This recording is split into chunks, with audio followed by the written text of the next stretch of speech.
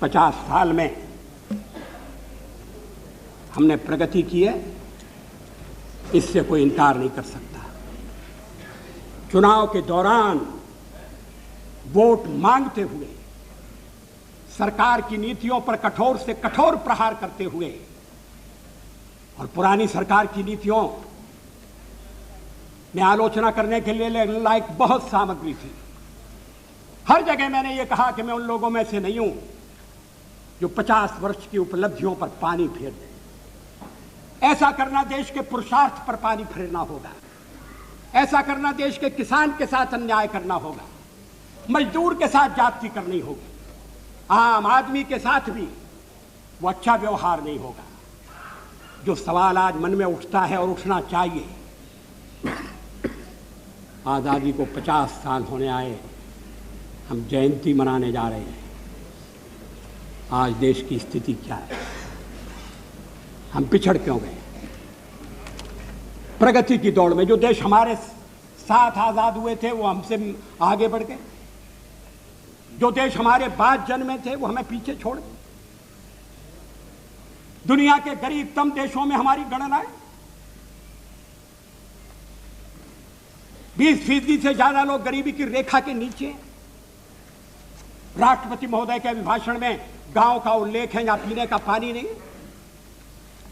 हम प्राथमिक शिक्षा अनिवार्य नहीं कर सकते, लड़कियों की शिक्षा की उपेक्षा हो रही है। लड़की का जन्म लेना तो इस देश में अभी तक एक अभिशाप है। क्या सरकारी कदम उठाकर समाज में जागृति पैदा करके, क्या सब लोगों को जुटाकर, ये तो ऐसा काम है जिसमें कोई दलबंदी के लिए स्थान नहीं। हम देश का नक्शा नहीं बदल सकते थे। देश में साधनों की कमी नहीं है, और साधनों की अगर कमी है तो उसको ठीक ढंग से प्राप्त किया जा सकता है, साधन बढ़ाए भी जा सकते हैं। लेकिन जो साधन हैं उनका ठीक उपयोग नहीं हो रहा। जनता के ऊपर टैक्स लगाकर जो धन इकट्ठा किया जाता है उसका लाभ जनता तक नहीं पहुंचता, आम आदमी तक नहीं पहुंचता। कहां जाता है? किसकी जेब भरी जाती है? किसकी तिजोरी में वो रकम जाती है? विदेशी बैंकों में धन जाने का सिलसिला अभी तक क्यों कायम है? उसको रोकने के लिए क्या कदम उठाए गए? हम विदेशी पूंजी के लिए प्रयत्नशील हैं। विदेशी पूंजी आए, और अगर विदेशी पूंजी आती है अच्छे ढंग की टेक्नोलॉजी के लिए, इंफ्रास्ट्रक्चर के लिए, आयात निर्यात को बढ़ाने के लिए, तो कोई आपत्ति नहीं करेगा। मुझे विश्वास है कि हमारे कम्युनिस्ट मित्र भी आपत्ति नहीं करेंगे। लेकिन क्या देश के भीतरी साधनों का अधिकतम उपयोग हो रहा है? क्या यह सच नहीं है कि भ्रष्टाचार एक राष्ट्रीय रोग बन गया है? मुझे याद है स्वर्गीय राजीव गांधी ने एक भाषण में कहा था कि मैं दिल्ली से 1 रुपया भेजता हूं, मगर जहां रुपया भेजता हूं वहां पहुंचते पहुंचते 19 पैसे रह जाते हैं। मैंने उनसे कहा कि ये चमत्कार कैसे होता है?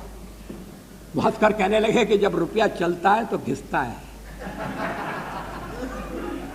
रुपया घिसता है, हाथ में लगता है, जेब में जाता है, छोटा हो रहा है। रुपए को पहचानना मुश्किल है। रुपया अंतर्ध्यान हो सकता है। ये देश के सिक्के की स्थिति अच्छी नहीं है। एक तो सरकारी खर्चा बढ़ गया, बढ़ता जा रहा है। उसको बिना कम किए, और कम करने के लिए आम सहमति चाहिए, सर्वदलीय सहयोग चाहिए। कोई एक दलीय काम नहीं कर सकता।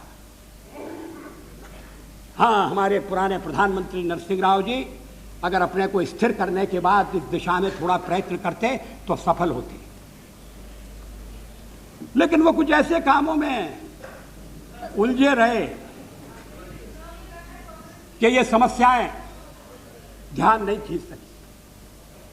अगर आप ये वीडियो YouTube पर देख रहे हैं तो हमारे चैनल को सब्सक्राइब करें और बेल आइकन को दबाना ना भूलें। अगर आप Facebook पर ये वीडियो देख रहे हैं तो हमारे पेज को लाइक करें।